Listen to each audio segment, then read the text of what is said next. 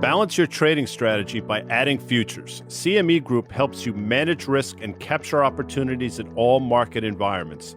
Capitalize on around-the-clock access to highly liquid global futures and options market across all major asset classes. Just visit your online broker and get started. Plug into valuable educational materials and trading tools and see what adding futures can do for you at cmegroup.com/onthetape. Hey, listener, it's Dan here. If you like On the Tape, you're going to love Risk Reversal Media's latest podcast called OK Computer. That's OKAY Computer. I co-host it with a murderer's row of tech investors, both public and private markets. We're going to discuss the intersection of Web 2 and Web 3 and how we are putting our money to work in those markets here. So check it out. It drops every Wednesday. Follow it in the podcast store and follow us on Twitter at OKComputerPod. From time to time, we like to have a history lesson here on the On the Tape podcast. So if you indulge me, Dan and Danny, for just a minute, I promise, I'm going to take us down memory lane. Wolves were the bane of the existence in the 19th century out west. As a matter of fact, the U.S. government paid ranchers and farmers to eradicate, to kill the wolves. As late as the 1960s, these were going on. The problem is history is littered with disastrous outcome born of good intentions. And you know what we learned? Wolves are a natural part of the ecosystem. We need wolves to be in Yellowstone because certain things thrive when they're there. Somewhat counterintuitive. Why do I bring that up? Same thing happened with forest fires. The U.S. Forestry Service was born out of the great Peshtigo fire in Wisconsin. By the way, I did get my ass kicked in Wisconsin once for you movie fans out there. And they decided that, you know what, we can eradicate forest fires. And by doing so, they were successful. What they learned is forest fires are a natural part of the cycle in the environment. You need old trees to burn down for new trees to grow. Now, I'm sure you're asking yourself, why the F is Guy bringing this up? Well, right before our very eyes, Danny Moses and Dan Nathan, we're seeing a disastrous outcome born of good intentions. And that disastrous outcome is inflation out of control, fueled by a Federal Reserve that has been extraordinarily accommodative, Danny Moses, for the last 13 years. Taper has effectively ended. It has ended. I think we'll get the official word from the Fed when they come out next Wednesday. So the Fed no longer has your back. They're no longer buying Treasury bonds or mortgage-backed securities at the moment. Remember, it was $120 billion before they started to unwind it. They took down 15, then 30, then 60. And so we're going to start living in a world without the Fed. And we haven't had to deal with that. No Robinhood trader has to deal with that since their average age is 31.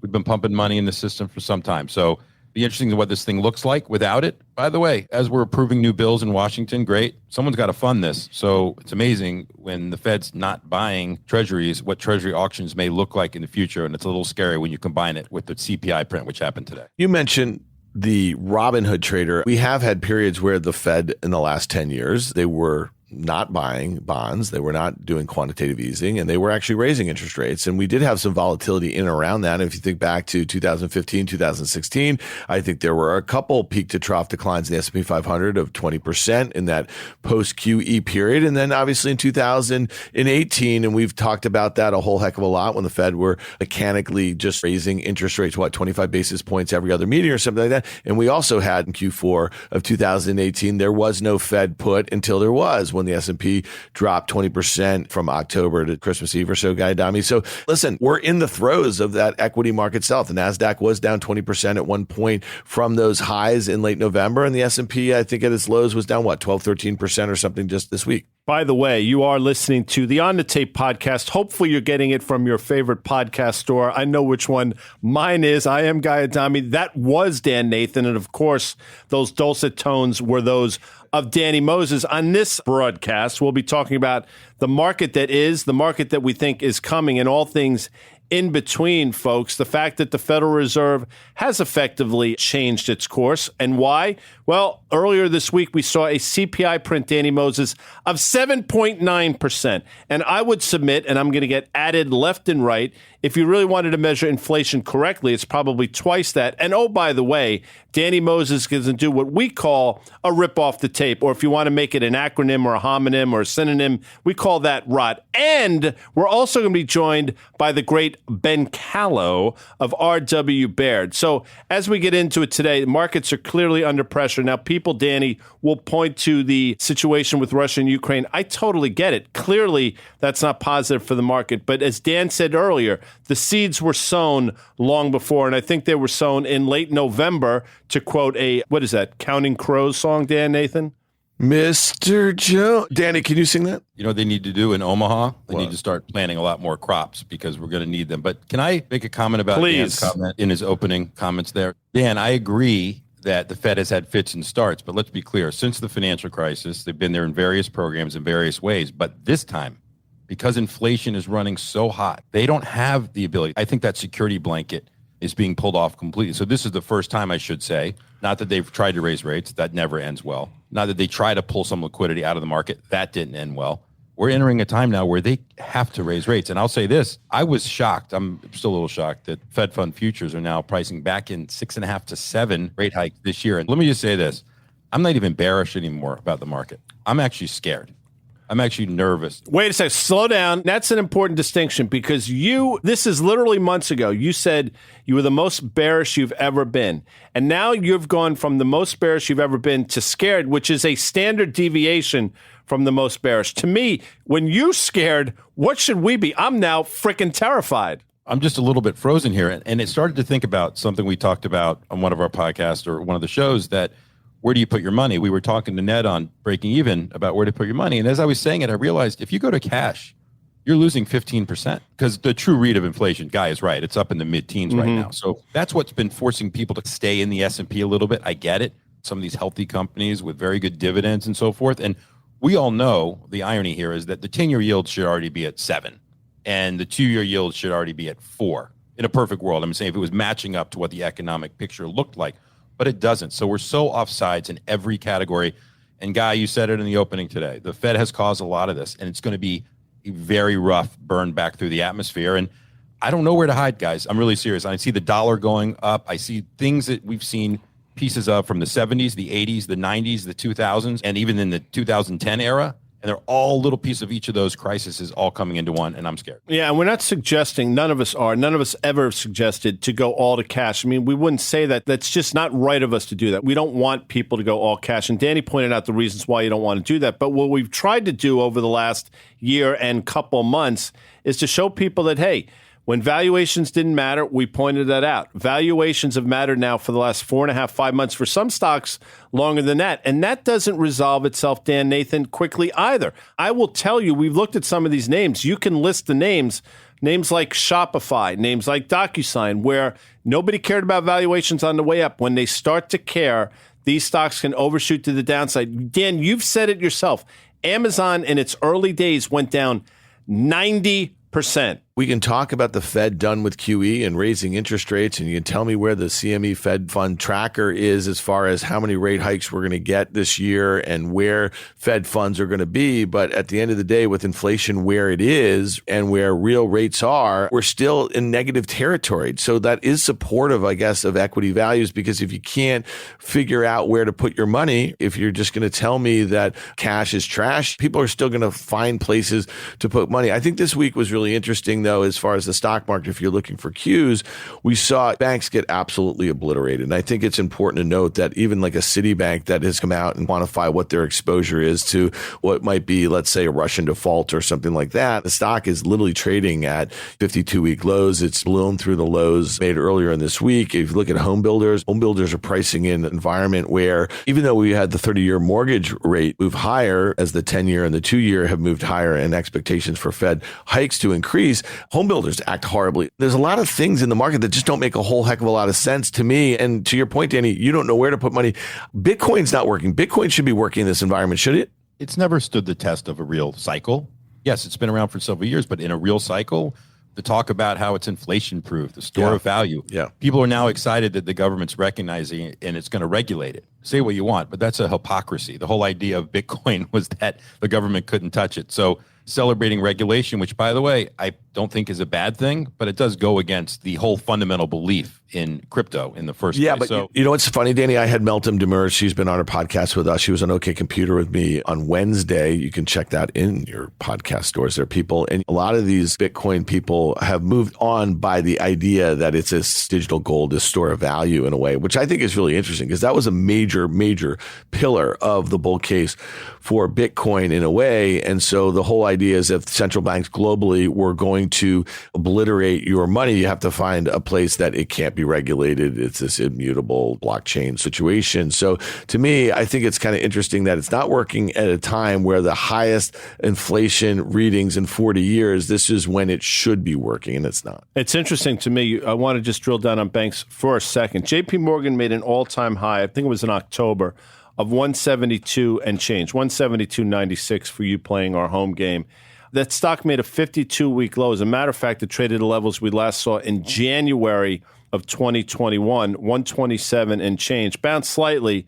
It's back on its heels again. What is that telling you? Well, I'll tell you what it tells me. A couple things. It tells me that JP Morgan is not impervious from people being concerned about valuations. And we talk about it all the time. For banks, it's not, to me, price to earnings. It's price to tangible book. And at a certain point, at its zenith, JP Morgan was trading north of 2.5 times tangible book, levels that banks hadn't traded since pre-economic crisis in 08-09. Didn't make a lot of sense. Now people are coming to that realization. But Citibank, which is still a $100 billion bank, is trading like there's some real problems out there. Now you're talking about a stock that's trading at about 70% of its tangible book. Clearly, they have exposure in Europe, and clearly Europe's got a problem here. So, Danny, not even banks are impervious to this. So, again, to your earlier point, where do you go? And I'm not sure I know the answers. I'll tell you where people have gone until recently comes in the form of Apple, because I think people have been fleeing the broader market and trying to find some semblance of safety, and they think some perceived safety in Apple. But I got to tell you, Dan Nathan talks about this all the time. At 27 times earnings, for a company that's not growing nearly at levels that are commensurate with that, Apple's proven to be not a safe haven either. I'm going to let Dan talk about Apple in a second, but let me address your Citigroup. You guys asked me 3 to 4 months ago, why is Citigroup trade like it does? Why is it at such a discount? And I said to you guys, because they have the most international exposure. And we all said to each other at the time that the world was underpricing geopolitical risk. But maybe these bank investors weren't. Maybe they were discerning between a Wells Fargo, a Bank of America, and a Citigroup. That's one. 2, there's something called VAR, value at risk. So not to put people to sleep, but this is the tap on the shoulder you get on the trading desk. And this is what's been going on for the last 2 weeks. Hey, Guy, do we have any wheat exposure through any credit lines that you know of? No, we're good there. Okay, good. I'll be back in about an hour. Hey, Guy, do we have any nickel exposure? We got a little nickel exposure. So what happens is they just turn up the volume on the VAR, and what that does is it makes the whole bank take their book down, so whatever exposures they may have. So the whole market was underpricing risk in general. We've lived in this. It wasn't just the retail investor that's consumed with the Fed having their back. Let's not kid ourselves. Wall Street was also getting used to it. Well, that has changed. You can look at the VIX. Yes, it's coming in a little bit. It's still elevated here in the 30s. Look at the chart on the VIX. It has been elevated now. Probably this is the longest that it's been up here without really pulling back. Same a long time. And every day that goes by, it's one thing to try to figure out how to model a company. Banks are different. Is this company pulling out of Russia? Are they doing business in Ukraine? Where do they make their product? Where do they sell their product? That's what's scaring me right now is there's no sure thing right now. And normally there's somewhere to go run and hide. The difference this time with the VIX, Danny, is, as you've mentioned, for a period of time now, we've been elevated above 30. Now, the last couple of market sell-offs, so when I say couple, it's probably more like a few. We've seen the VIX spike to 38, 39. At one point, I think you saw a VIX at 40. But by a day or two later, literally, it was back in the mid-20s. It's not happening this time. So clearly something's happening in the form of the volatility index. By the way, a 32 handle on the VIX, and Dan can speak to this, you're talking about 1.5%, 2% moves in the broader market every single day, which we've effectively been seeing. So the moves are obviously exacerbated to both the upside and the downside. And what does that mean? Well, you're going to see huge moves to the downside, followed by these mind-numbing rips to the upside. And that's called negative volatility. And I'm not looking to make people's eyes glaze over as well, Danny Moses, but I'll say this. Don't underestimate what's going on here. Liz Young said it months ago. I think we've all said it collectively. There's a paradigm shift going on in the market. It took place in November when the Fed reversed course. Now you're in a market where you need to be selling markets to the upside and just understanding that the moves to the downside are going to be there. They're not going away anytime soon. I'll say this quickly.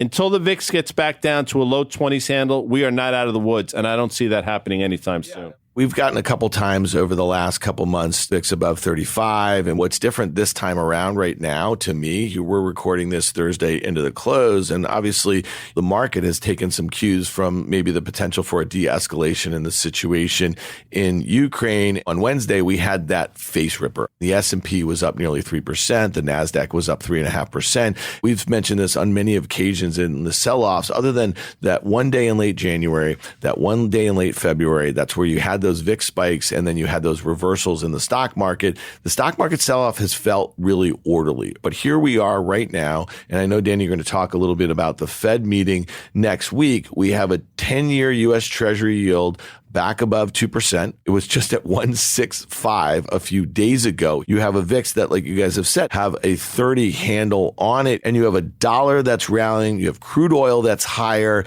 And if the Fed is actually going to remain hawkish, if there's any expectation that the Fed is going to say we're one and done, that's not happening. And so that's what's really the problem for the stock market. And there's still pockets of the stock market. I don't know if you guys caught this here. Zoom, which was a stock that traded near $600, almost traded $100 today. So some of those names are not done going down. We talked about Snowflake a little bit. There's a stock that's still trading north of 20 times sales or so. There's more room to go there. And I'll just say, just the bow on it, with the Apple, we're trying to make that sound expensive at 26 times sales relative to its growth. I don't know if you guys caught this on Thursday afternoon. At one point, this stock was down 4%. So that's the one that we haven't seen really give it up yet. And then the other one, Danny, I know we spent some time talking with Ben Kallo about Tesla, and we really hammered him, and he held in there. But man, oh man, that thing looks like it wants to go back towards 700. I just mentioned this real quick, Danny. As we're taping this, baseball just announced the strike is over. They'll be back April 7th. So there's the good news. So if you think we're all doom and gloom, we're not, number one. But Dan, you mentioned this, and I've been talking about this, I want to say literally for the last 2 years. I'm sure people get tired of hearing it, but you mentioned it, Dan. Bond volatility should not be nearly what it is. It's extraordinary if you think about it. Dan just said 10-year yields at one point this week traded with a 165 handle, and as we're doing this, they're north of 2%.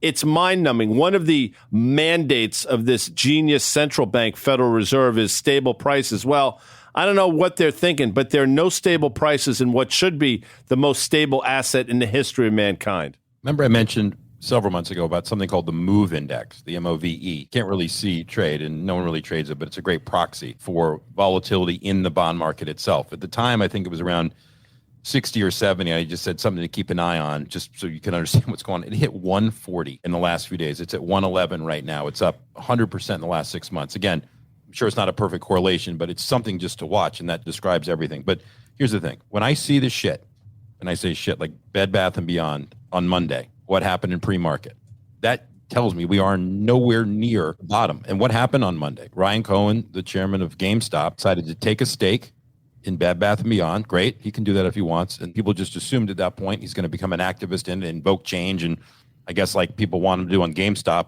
it won't be any more retail fronts. It'll just be selling stuff online.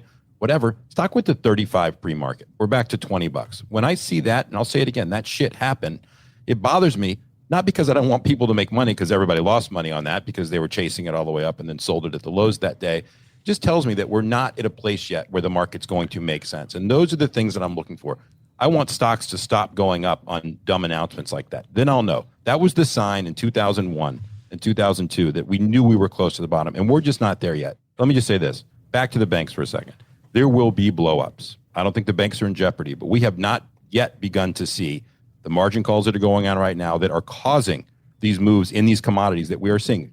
Trust me, that's going to happen. Is it going to take these banks down? No, but that's why it's sell first and ask questions later, because we've seen enough of this with the banks. So what can the Fed do next week? We can get into the Fed right now, Guy, if you want to talk about it. I'm happy to go there, but I just think we're in for the sustained period of volatility, and I don't believe that traders are ready for it. I don't think there's anything they can do. I think they realized long ago that transitory, they said it, they were going to retire the word. They saw the numbers. I said this for years as well. In terms of inflation, they were begging for inflation. They, again, being our Federal Reserve. Well, be careful what you wish for because you're going to get it. Now they got it in spades, and I am telling you, they can't control it. I don't care what they do. 25 basis points, 50 basis points, no. They have to probably hike 8 to 10 times before it even makes a dent in what they've created. In terms of banks, I'm with you. There's going to be a huge blow-up. We talk about standard deviation moves from time to time in the market. Typically in the equity markets, we'll talk about a 2 or a 3 standard deviation move like it's a big deal. And it is a big deal. Historically, that's a big deal. Danny, we saw a 30 standard deviation move in the nickel market. If anybody tells you they've seen that before, they're lying. Nobody's ever seen anything like it. Now, why are we mentioning nickel? It's not particularly important. It's important to Elon Musk and a lot of these auto manufacturers. I'll tell you right out. It's a really important base metal that nobody wants to talk about because somebody out there or some group of people out there are absolutely blowing up. There's huge systemic risk around that.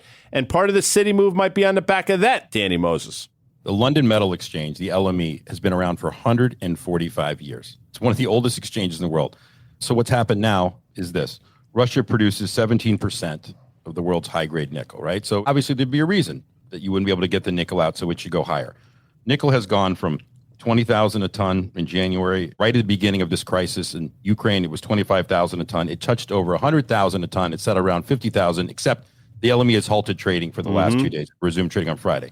To your point, Guy, what happened? The largest nickel producer in the world, Xinjiang, and I'm sure I ruined that name, they're experiencing billions in losses, and it's controlled by a billionaire. And he has come out and said he's supposedly down at least $2 billion. It's probably $3 billion. I think he's short around 100,000 tons or something like that. Don't quote me on that. But on a mark-to-market basis, getting killed. He says he's not going to cover. So Chinese Construction Bank and a bunch of these banks, he's saying he's getting loans from. We'll see what happens. But LME shuts down trading on nickel. What does that tell you? If you're not prepared for something like this, you're literally one of the oldest exchanges in the world. You specialize in this and you have to shut trading. That's scary to me. So yes, somebody is wearing that, and it's not just this Chinese former billionaire. We're seeing volatility in currencies. We're seeing volatility in the bond market. We're seeing volatility in the commodity market, and not just the ones we're talking about. The volatility in the crude oil market has been epic as well, but natural gas and heating oil and gasoline and wheat, soybeans, corn, all of those things, aluminum, copper, out of control. Again, you have to ask yourself, at what point is it going to manifest itself in a meaningful way in the equity market? And I think we're right there, especially when you back out of Federal Reserve, which has been dampening volatility for the last 13 years. I would submit one of the unintended or intended consequences of the largesse of the Federal Reserve has been to tamp down volatility. It's been extraordinarily successful. Why? Because equity investors have come to realize the Fed has their back, and there's no reason to buy derivatives, to buy option protection. As a matter of fact, it makes sense to sell volatility. Guess what, folks? We're on the other end of that mountain now. We have this Fed meeting next week. And I don't know about you guys. One of the mistakes that I've made routinely over the years in a period where I'm really bearish and then market starts coming around to it and we see some downward volatility and sentiment readings are getting really hot. And then you have the Fed meeting here and you think you know what's going to happen and you convince yourself that you see no real positive outcome. Well, then you get that face ripper, that multi-day sort of thing. How do you think people who are positioned bearishly into the meeting next week, Danny, are going to get it wrong? When you say positioned bearishly, let's say stock market. This week, for instance, we saw that dollar move, we saw the rate move, and we obviously saw this crazy move in crude. Let's just say the stock market. Let's just say you're convinced that you think that no matter what the Fed's going to do, stocks are going lower. What would that mean? Right now, it'd mean that commodities go higher, dollar goes higher, rates go higher. That should mean that stocks go lower. For sure. And listen, we know that these central banks around the globe coordinate with each other. And it's not a coincidence that the ECB came out today and said it will end its bond buying program in the third quarter. They brought that forward because the dollar is going to run away here. The euro is going to be at parity soon. Euro, I think, is sitting here at 109. So Fed needs a little bit of cover. So I'm sure they talk to each other on that. But Dan, here's the thing. He already said in his testimony in front of the House and the Senate last week that he's going to take a look. They're going to raise one. So he basically said, I'm not going 50, I'm going 25. So we know that it's 25. Although I will say it's creeping up a little bit. 3 or 4% chance of 50, but I don't see that happening. He will say, the world events, this, that, and the other, we're going to wait and see. We have two choices right there. If he comes out and he does not show strength or says that he's going to continue to raise to fight inflation, and that's his number one priority right now, whatever, I actually think that might be better for the market, Dan, than him trying to say, oh, we're going to wait and see what happens, because whatever shred of credibility that they have, they need to maintain, because I just told you the market's already pricing in 6 to 7. That's basically every single meeting. So we're going to get something called the dot plot, which we talked about more than a year ago. That's quarterly. That's basically all the Fed governors and whoever that are on that sheet, and they give what they think their predictions are for where Fed funds will be in 22, 23, and I think even out to 2024. People are expecting that to move. And I guess, Dan, if you're asking me where's the one area that will be potentially a surprise, or if you want to say somewhat dovish, it'll be that the dot plot doesn't move as high as people think that it will. And what I take that to mean is that as the Fed starts raising rates, there's certainly people that are at the Fed that believe the economy, which may already be slowing, and it is, will slow to a point that inflation will come in, and the Fed's going to have to at least pause for a little bit. So a lot in there, Dan. There's so much to take away, but the bottom line is this. Inflation is not going away anytime soon. Situation in Ukraine exacerbated all of it. It is already having a demand destruction effect. It is already happening. You're starting to see less miles driven that quickly. It's happening. So as Guy says, the cure for higher oil is higher oil. We just saw what that means. It ran up to 130, back down to 110.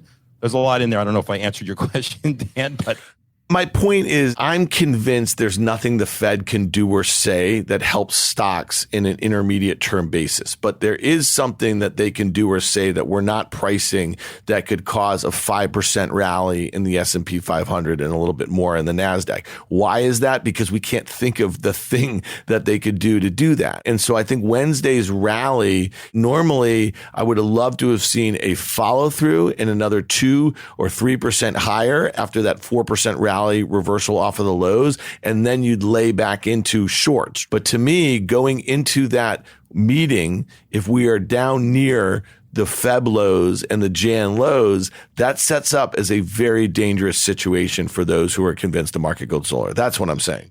I will give you one dovish piece, because I'm still a believer that they're not going to start to unwind the balance sheet completely. Yes, they finished the taper here. Everybody's wondering, when are you going to start to actually not reinvest the runoff, the proceeds? That could be the one thing that they say, we're going to take our time and we're going to evaluate later. So if you're looking for something dovish, that's what it would be. And does the stock market rally on that? Probably, depending on the setup into it. So yes, but I'm still scared. No, and you're scared for good reason. Now, other people will say, listen, you guys, you're missing the whole picture. Market's not going down. The credit markets are still fine. They haven't seized up. Okay, truth. Things are starting to get a little dicey on the credit side. And we've mentioned this a number of times. And we were talking about this before anybody started talking about it. If you have one thing on your screen, it should be, again, my opinion, the HYG. That's the high yield corporate bond ETF, and rarely moves, but when it moves, it typically is the precursor of something. If you go back and look over the last 15, 20 years, the times that it moved and what the broader market has done, either in relation prior to or in the back half of, it's pretty scary stuff. And I will tell you, as we're sitting here today, the HYG made another new 52-week low, albeit only, 9 or 10% off its recent high. Doesn't matter. That's turning lower, Danny Moses. I know that's something you watch. And again, credit markets, maybe they're the last to go. I don't know, but there's something brewing in that world as well. Yeah, so the HYG is effectively the ARC asset of the bond world, meaning they're sitting on a lot of bonds. They're good at the top. Start looking at the HYG components at the bottom. I don't have it up in front of me, but there's some that are just unsellable. So what do you do when you get redemptions in a fixed income ETF, which is horrendous to start with? You sell the best stuff because you can't sell the crap. And that's the same thing. So you're stuck in a vehicle that never should have existed, because there's a duration mismatch between being able to buy an ETF in a second and a bond that's supposed to be out there for long-term duration. So it's just been great because, again, back to what the Fed has been doing and pumping money into the system. The Fed's got your back. The Fed freaking bought the HYG. That's what they were buying when this whole COVID started back in the spring of 2020. So again, a painful unwind. And what could the Fed do months from now as credit spreads are widening and I'm sitting in a hole somewhere scared? They'll do something like, oh, we're thinking about buying some stuff in the credit world. Something like that. Who knows? We're going to find out. And listen, I'm sure there are people out there now saying, you guys are always doom and gloom and you're always negative. Well, first of all, that's patently false. We're not. But I also tell you what we're not. We're not a bunch of asshole cheerleaders that basically are rooting for the market every day. I'm not rooting for anything. I root for people to be healthy, people to be happy. I root for cool things like that. I don't root for or against the market. We try to tell folks what we see and what we think is going to happen. And by the way, to a large extent, we've done a pretty effing good job over the last 6 to 9 months of doing that. So before we get to your rip off the tape, I just want to tell you one thing. The sun will also shine in the morning. We will get through this, but there's going to be some pain along the way, and I think we're in the early innings of it. With that said, we're going to have Ben Kallo on. I just want to tease that. But Danny, as we like to say, now's your opportunity to do something that we call rot or rip off the tape. Please, Danny Moses. I'm a Wall Street guy. I'm a former Wall Street guy. I'm a champion of capitalism. I had a lot of fun when I was on the street, but there's a lot of bad actors and people get away with a lot. And I can understand why the common retail investor gets upset at certain times. It seems unfair out there. Well, something happened here in the last few days that to me brings that to the forefront. So what happened? If you guys remember, Microsoft bought Activision in January of this year. Activision was embattled because they had issues with leadership, Kodak, a lot of sexual harassment claims and beyond at the company, and Microsoft took advantage and bought the company. So 4 days before that announcement, I believe that announcement was on, I think, January 18th. Barry Diller, David Geffen, who must be a savvy investor, and Alex von Furstenberg, who I think is Diane Furstenberg's son, who Barry Diller is married to, decided to buy $108 million of call options on Activision. They didn't do it in the listed exchange. They did it over the counter with JP Morgan. Why would they do that? It's a big bet, right? But they bought 40 strike calls. They had to make 40 strike calls for them effectively when the stock was trading at 60. They paid $26 for it, so $6 premium that goes out to January 2023. It's $108 million that they spent on call options. So maybe they're thinking to themselves, all right, how can I disguise this? Well, why is it a coincidence? Because Barry Diller is on the board with Kodak until Kodak stepped down a few days before this announcement, by the way, to focus on the business, I guess, how they're going to sell, how they're going to turn everything over to Microsoft. So the Department of Justice is now investigating from this trade on January 14th. JP Morgan was forced to report it because they're under the microscope of the Fed for many other things, but I think they're reporting it because they didn't hedge out the risk completely, and they obviously got taken. How much logic does it take to put together that these two guys serve on a board together? We know that Activision was a mismanaged company. I don't know any of these guys personally, but are they going to get away with this? Probably. Diller came out and said, quote, "It was simply a lucky bet. We acted on no information of any kind from anyone. It's one of those coincidences." Well, I don't believe in that coincidence. And this is the type of shit. If he gets away with this, I'll be up in arms. But this happens. Ukraine's going on. This is like back page Wall Street Journal right now because so much shit going on in the world. I don't think this thing has gotten the press that it deserves. So read the article in the journal yourselves. You guys decide. The optics are awful. It would be interesting to see how many unlucky bets he's made over the years. I got to believe it wasn't in the $100 million worth of bet magnitude, but we'll take a look and see if we can figure out. I'll say this. On January 18th, was 4 days later, the stock was trading $80. And then people at home wonder, they say the game is rigged and they see something like this. It's hard for me to argue against that. The game is rigged. There's no way that this was just done as a lucky bet. But hold on, this is going to be the easiest thing on the planet to figure out. Is this the sort of transaction that they engage in all the time? Is this a one-off thing? Why did they do deep in the money? This is one that I don't think anyone needs to get up in arms. It's either going to be something that they do all the time and they just happen to have this sort of takeout. And if it's not, then they're fucking toast. I mean, it's just that simple. This is going to be an open and shut case. Zach, you're right. They're going to get away with it. This is a perfect rot. It's great. At the end of the day, a bunch of fat cats getting fatter. The only thing I'd say is that this is so obvious. If it's insider trading, then the Dillers and the von Furstenbergs must have needed some money because they came across a tip and they were like, we need the cash. So this stuff doesn't outrage me. This is the sort of crime and grift that goes on all the time. And if they have a great excuse for it, it'll be well documented. If they don't, then they're going to be in trouble. Well, grifters got a grift, but one person that's not a grifter is the great Ben Kallo. And when we come back, folks, Ben Kallo, Tesla analyst from R.W. Baird. With CME Group Micro Futures and Options, you can get the same access and capital efficiencies of the standard contracts with less upfront financial commitment. Diversify your portfolio and add flexibility by trading CME Group micro contracts in crypto, precious metals, FX, energy, and equity indices. Learn more about what adding futures can do for you at cmegroup.com/micros. Hey, Dan. What up, guy? You're into this fintech. What's all this I'm hearing about Current? You're going to like this guy. Current is a fintech company that's completely disrupting traditional banking. Wait a second. Does that mean I don't have to drive to the bank anymore? Yeah, exactly. I'm a new Current customer, and I manage all of my finances from one easy-to-use app. Well, I got to get this app, but where can I learn more? are. It's super easy. Just go to current.com/tape and download the app. That's current.com/tape. Current is a financial technology company, not a bank. Banking services provided by and Visa debit card issued by Choice Financial Group, member FDIC, pursuant to a license from Visa USA Inc. and can be used everywhere Visa debit cards are accepted. Hey, it's Dan here. I'm excited to tell you about a $1 billion app that's disrupting the way people like you and me invest. It's called Masterworks. They offer investors access to an estimated $1.7 trillion alternative asset that was once only accessible by the ultra wealthy. I'm talking about blue chip art. Blue chip art has seen price appreciation that's outpaced the S&P 500 by 164% from 1995 to 2021. And the Wall Street Journal recently called it among the hottest markets on earth. It's no wonder the ultra-rich like Jeff Bezos recently sold tons of Amazon stock and bought more art. And now you can too with the art investment app called Masterworks.io. Join over 300,000 members for free on Masterworks.io. Just go to masterworks.art/tape. That's masterworks.art/tape. See important disclosures at masterworks.io/disclaimer. Ben Kallo is Senior Research Analyst at Baird, where he has covered sustainable energy and mobility for more than a decade.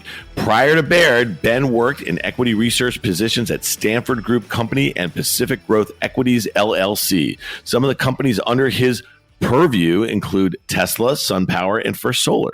The man, the myth, the legend, Ben Kallo. Danny, what did we used to say when we were on the buy side? And there's some guy who's on the sell side. He's the guy that you need to speak to about a stock or a sector. What did you used to call that guy? The sell side analyst I needed to speak to? Dude, you just fucked it up. You said the axe. He's the axe. Okay? Yeah. All right. So Ben Kallo has been the axe in the renewable space. As long as I can remember, the renewable space was a space on Wall Street. Ben, welcome to On the Tape. How you doing, buddy? Good. Thanks for having me. Axe is a difficult word because I feel so old covering renewables and Tesla for this long. It's like, Oh, you covered Tesla? I wasn't I say it's dog years. You know, it is dog years. You were ESG before ESG was cool, Ben. No, I listened to the other podcast where you guys made fun of ESG. Not true. We can get into that. Not true. Fake news. No, we're going to get to Tesla. We're going to save the best for last, buddy, okay? Because since that company went public in 2010, I'm sure that's where all those grays started coming in a little bit because it hasn't been an easy road, I don't think, for the company, for Elon, or I think to cover the stock. It's been a really hard stock, and Danny's getting in on that one. No, I'm all good. But let's talk about No, I know you're good. Well, Ben, how did you first get into the renewable space? How did you gravitate towards it? You know, we had Halima Croft on the podcast last week, who is an energy strategist. She started working at the CIA in 2001, right after 9/11. And she told this great story about how really the focus then for national security was really about energy security and energy independence, that sort of thing. And so as long as Danny and I have been in the markets, we know that like solar and renewables, they've had some fits and starts in a way. How did you gravitate towards that space? And tell us a little bit about that road, because it has not been an easy path for all these companies and all these stocks. So my path was a little more modest than that. My first job was at Merrill Lynch in Sacramento, and then I cold called every analyst I could find to try to go onto the sell side. And I wanted to work in this space because, and this was 2006, I thought this was the next thing. So fast forward 15 years later, and it's still kind of the next thing.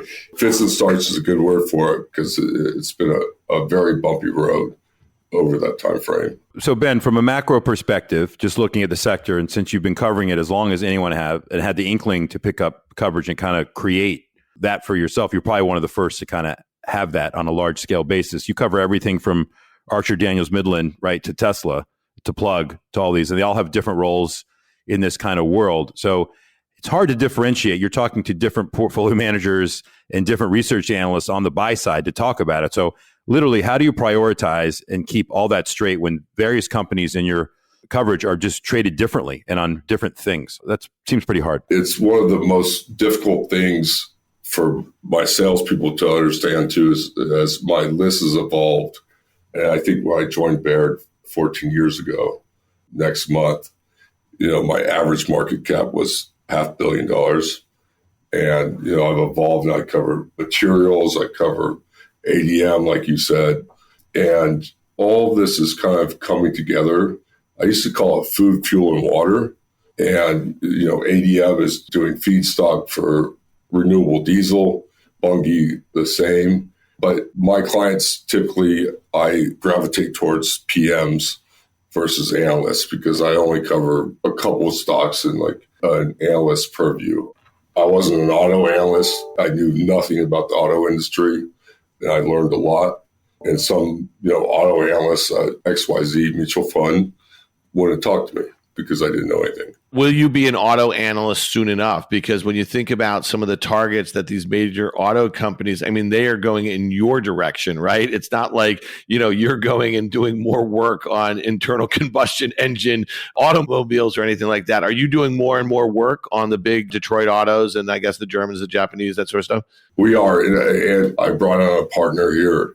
But yeah, the world's coming our way. And it used to be, and Dan, long ago when we first talked, no one believed in EVs, and now it's just kind of commonplace. And so I think a lot of Wall Street's coming that way.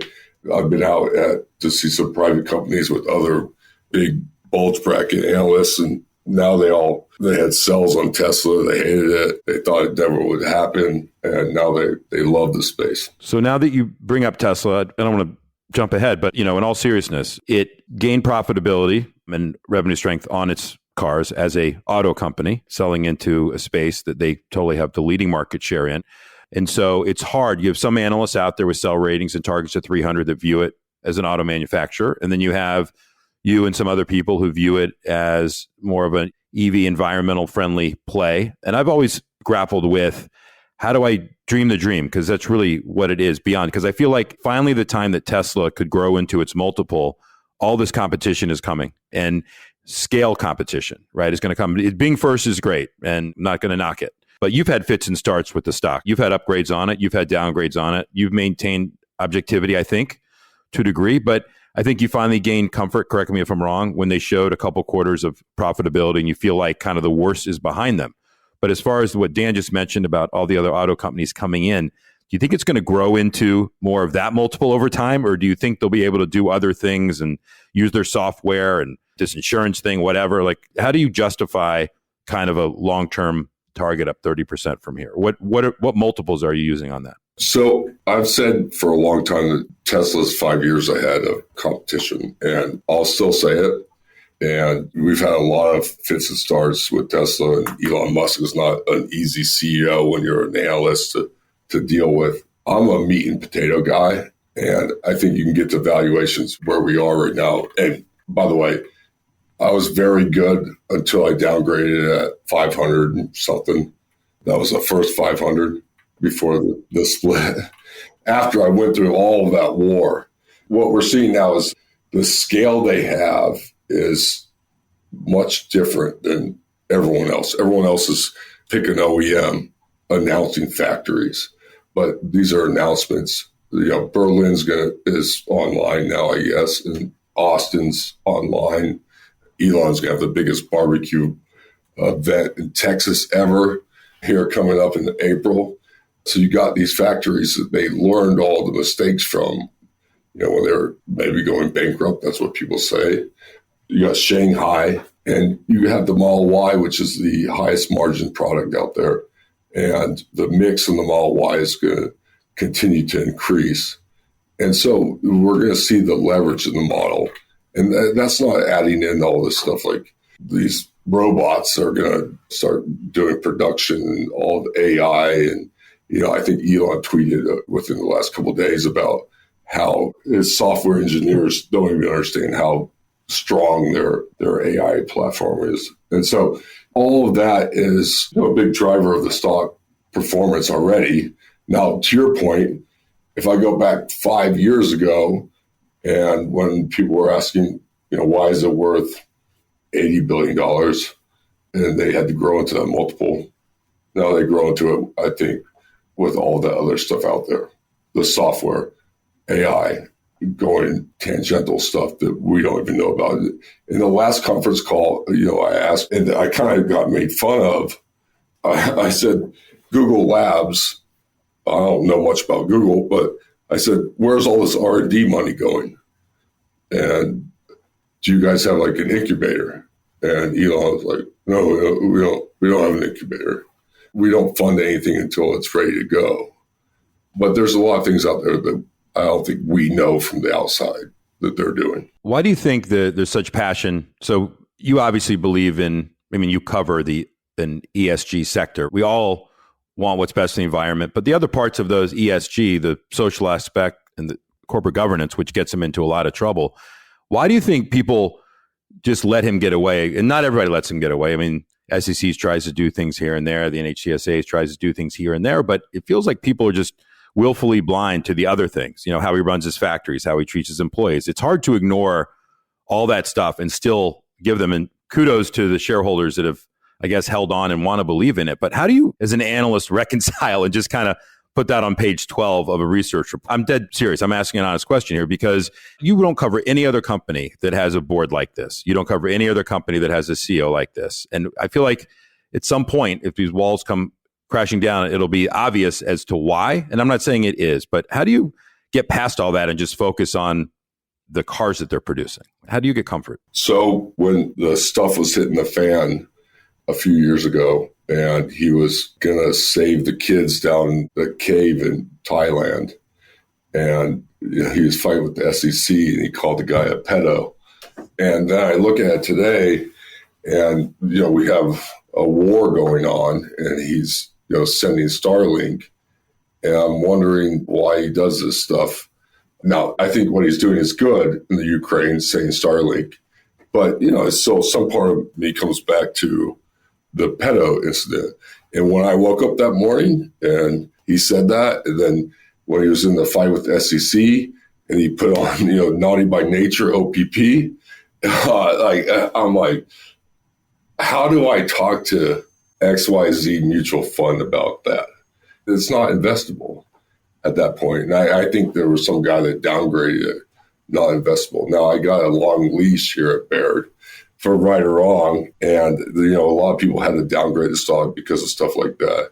But he's a wild card, and in a good way and a bad way. And, I think that he also sells cars, and that's what his job is. He's a car salesman. Are you convinced, Ben, that the cars, when you say they're 5 years ahead of their competitors, I don't think that's hard for anyone to see, but I had a Mustang Mach-E last year, and this was a $60,000 card from Ford. I have to assume that's on the higher end of a lot of their offerings rather than some of their big SUVs. This is a very good car. It was a very well-made car. The torque on this car, when you're driving it, it's felt like when I've driven Teslas in the past.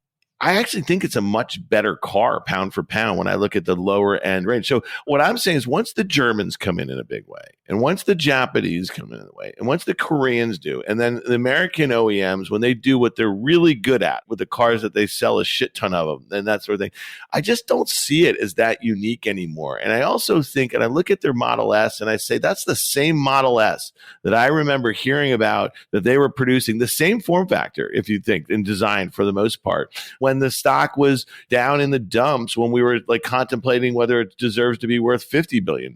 So I'm just not so convinced from a quality standpoint that they're the car that everyone thinks they're going to be once there's a lot of competition. I'm just curious what you think about that, because again, you're not an auto analyst, but a lot of people that I know that know cars and have worked in the industry, they don't think they're great cars. A couple things.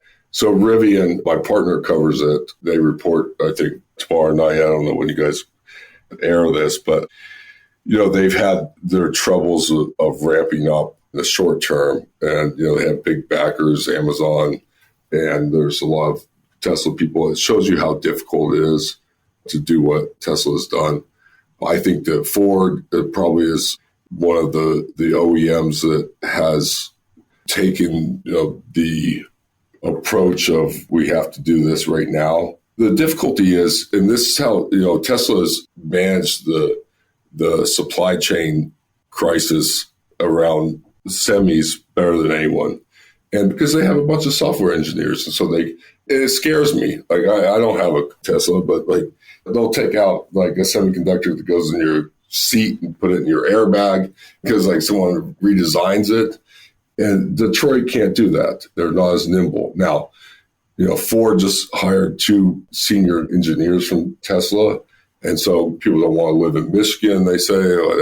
So going to Germany, they're probably tougher competition, but still 5 years ahead because people are trying to figure out batteries, trying to figure out supply chain. This is a big issue, is materials. And I think this is an important thing to talk about. Yeah, but they made 1 million cars last year. And so like my point is like now if everyone's going after the same materials and they're years ahead of their competition, they're just not years ahead in manufacturing at scale. And I'll just say one last thing, because I was just in a Porsche Taycan, a fully electric. Okay, this is a $150,000 luxury sedan, and Tesla just rolled out their Plaid, and I know all these SV fanboys are all excited about that. You tell me how many people, pound for pound, are going to choose the Model S Plaid versus a Porsche Taycan for the same exact price. I just don't see it happening.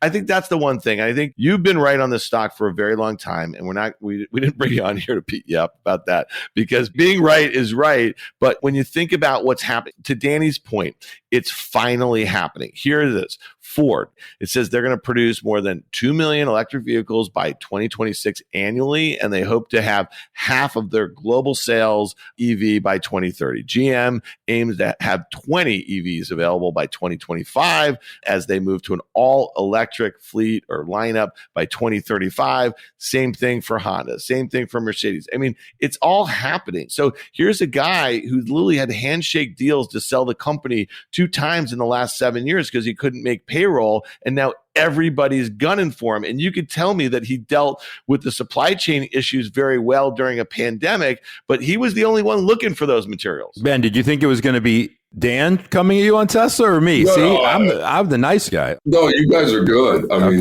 this is easy. I mean, Dan said 2035 for someone. I was like, that's a good 13 point. Years. Exactly. I was like, shit. I hope I'm alive then. No, so we haven't gotten to the software side of anything. I had a cab it was a Model 3 today. That's kind of amazing to me. And there's Mach-E's that are in New York as cabs too.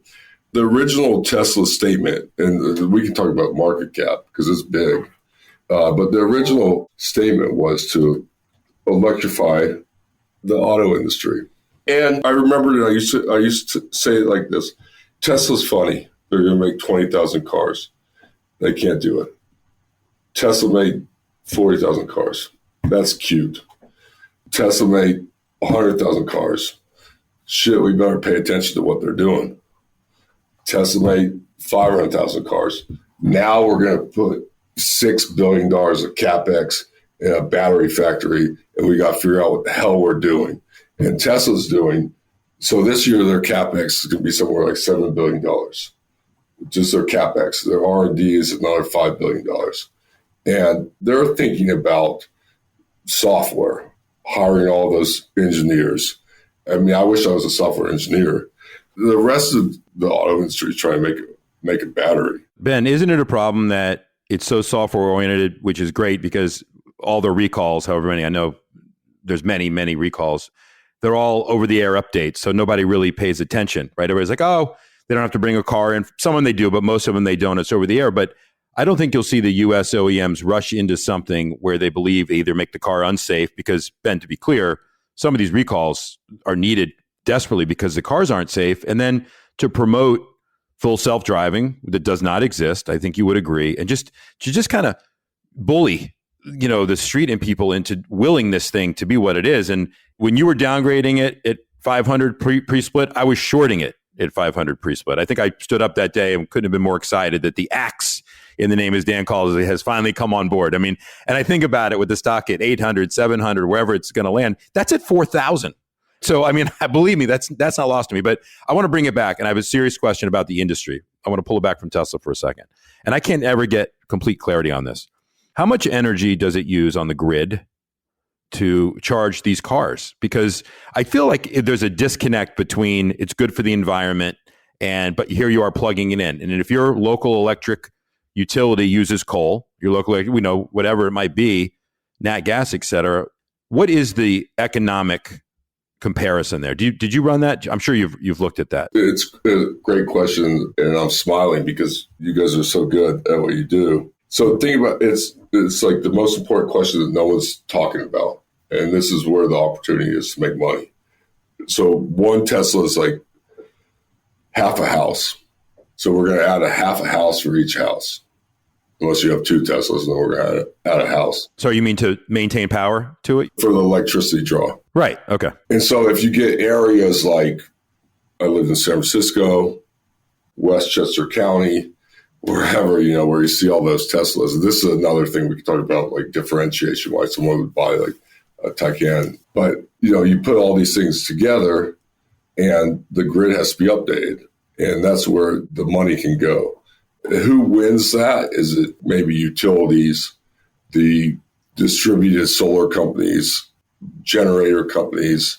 But you're going to need to, because it's not like overall grid rehauls, but in these areas, they go first. And then if we go into the UK and Europe, there has to be a lot of new infrastructure. But Ben, just to follow up on that, I hear what you're saying. It does take a lot of power.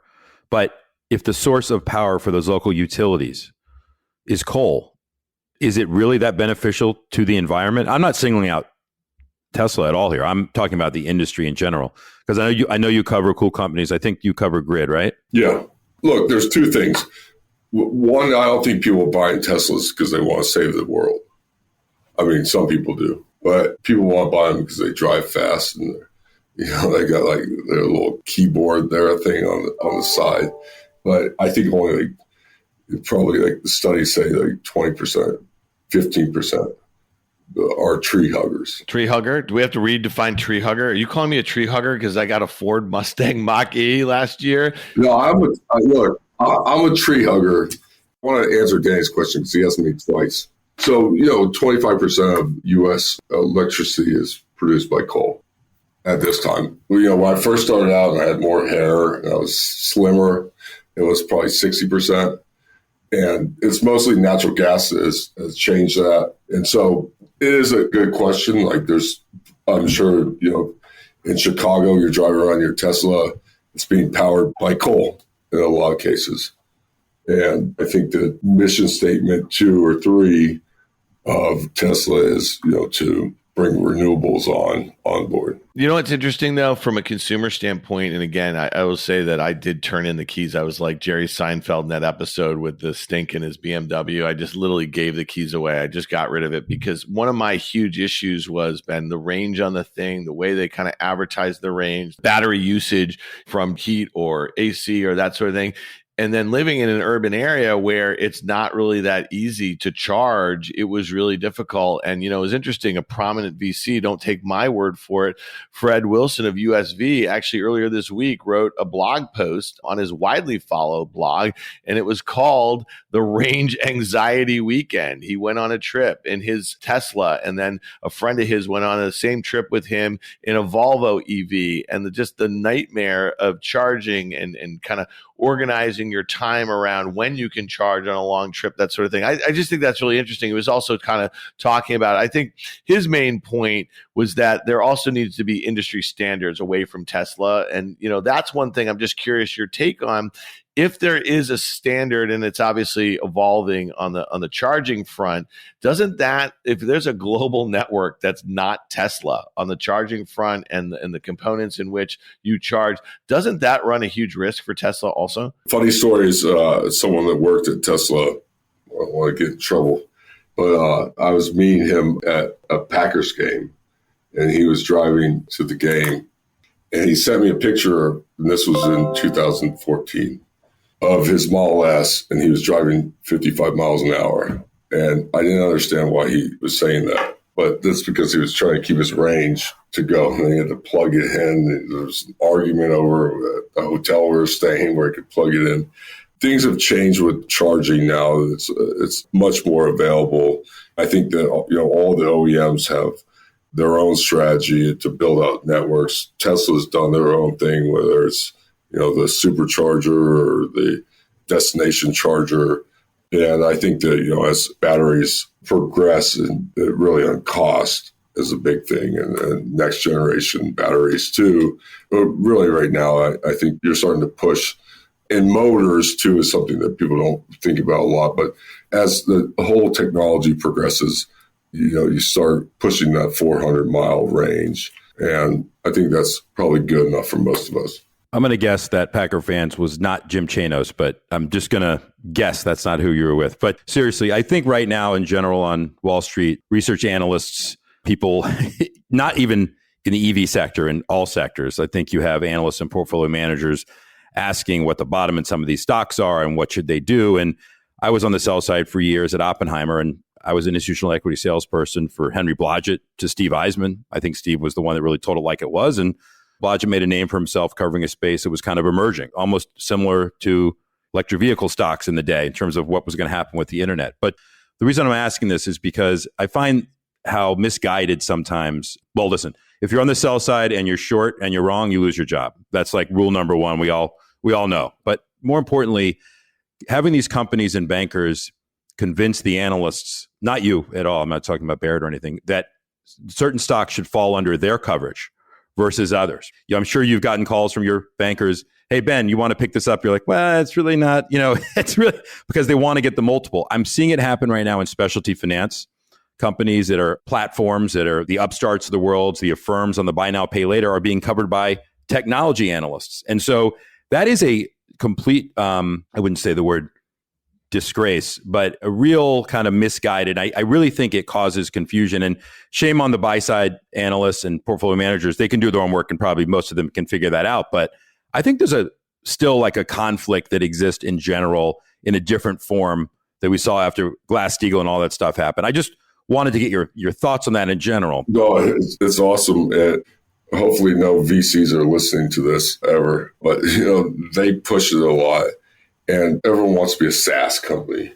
And you sell to utilities. This company's been bought. Power I covered. And, they're a SaaS company. They stuff mailers to reduce people's energy usage. And they kind of shame people because, like, your neighbor is using less energy than you. And they didn't want me to cover them because they wanted SaaS analysts. And they don't want someone like that's an energy analyst to cover them. And if it quacks like a duck and waddles like a duck, it's a duck, I guess. They learned the hard way. The third quarter they were out, or fourth or whatever, of being public, they ran to a public utility commission issue in a couple areas, and people were like, what's a public utility commission? And I said, hey, guys, you're going to get downgraded by 3 analysts. And there was probably 4 analysts that downgraded them. But yeah, I think that's what we have to all be wary of, just because there's so much going on in renewables and energy, batteries, EVs. We got SPACs, stuff coming to the market, and we have to cipher through all of it. And a lot of it's framed in very polished ways when it's difficult businesses. Well, listen, Ben Kallo, you do it in a very thoughtful way, and we really appreciate your time. I think, Danny and I were coming in a little hot here, buddy, on one of your strong buy-rated names, but you've been right. And again, I use that term axe to start it out. You and I have been friends a long time. I've followed your work for even longer before we've been friends, and you're very thoughtful and you're extraordinarily good at it. So we appreciate you coming on the tape. We hope you come back. Thank you, guys. I appreciate it. And I swear, Ben, Tesla was like the last thing on my list that I wanted to get to. I wanted to talk about Georgia football versus Alabama football. Oh, we're gonna have to come back for another time on that. But I really appreciate. You know what I have to say with that? Roll Tide. Yeah, how about them dogs? Thanks once again to CME Group for sponsoring this episode of On the Tape. If you liked what you heard, make sure you hit follow and leave us a review. It helps people find our show, and we love hearing from you. And we also want to hear from you via email at onthetape@riskreversal.com any time of the day. Follow and connect with us on Twitter at OnTheTapePod, and we'll see you next time. On the Tape is a Risk Reversal media production. This podcast is for informational purposes only. All opinions expressed by me, Dan Nathan, Guy Adami, Danny Moses, and any other participants are solely our opinions and should not be relied upon for specific investment decisions.